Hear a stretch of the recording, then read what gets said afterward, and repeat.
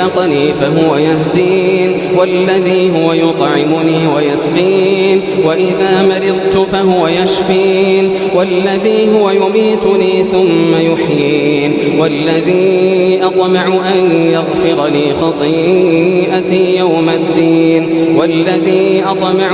يغفر لي خطيئتي يوم الدين رب هب لي حكما وألحقني بالصالحين واجعلني لسان صدق في الآخرين واجعلني من ورثة جنة النعيم واغفر لأبي إنه كان من الضالين ولا تخزني يوم يبعثون يوم لا ينفع مال ولا بنون إلا من أتى الله بقلب